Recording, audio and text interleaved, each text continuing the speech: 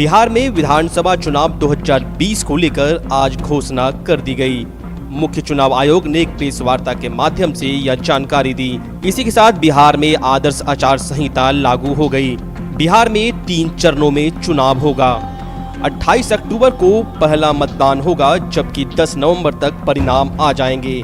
पहला मतदान 28 अक्टूबर को होगा, दूसरा मतदान 3 नवंबर को होगा और तीसरा मतदान 7 नवंबर को होगा। पहले चरण में कुल 71 सीटों पर मतदान होगा, जबकि दूसरे चरण में 94 सीटों पर और तीसरे चरण में 78 सीटों पर मतदान होगा, जबकि 10 नवंबर को परिणाम की घोषणा की जाएगी।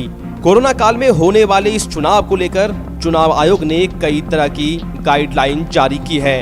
इस चुनाव में नेता भीड़ भाड़ के साथ घर घर जाकर प्रचार नहीं कर सकेंगे।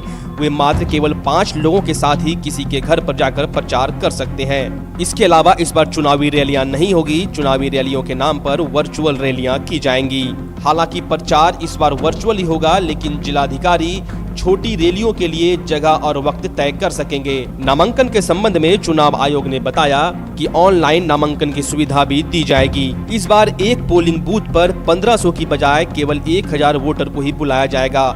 सुबह 7 बजे से मतदान शुरू होगा और शाम 5 बजे के बदले 1 घंटा आगे बढ़ाकर 6 बजे तक मतदान की प्रक्रिया पूरी की जाएगी और इस दौरान सोशल डिस्टेंसिंग को बनाए रखा जाएगा।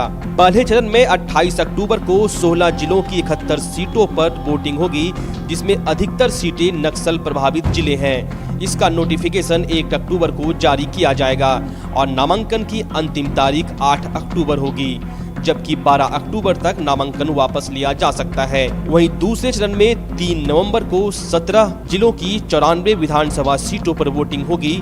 दूसरे चरण का नोटिफिकेशन 9 अक्टूबर को जारी किया जाएगा, जबकि नामांकन की अंतिम तारीख 16 अक्टूबर होगी। 19 अक्टूबर तक नामांकन वापस लिए जा सकेंगे।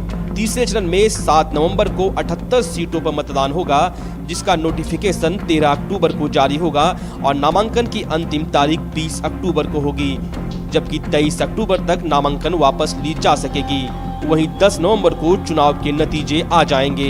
इस बार सुरक्षा में लगे कर्मियों की संख्या भी बढ़ाई जाएगी। चुनाव आयोग ने कहा है कि मतदान के अंतिम समय में कोरोना पीड़ित भी अपना वोट डाल सकेंगे, जिसके लिए अलग से व्यवस्था की जाएगी।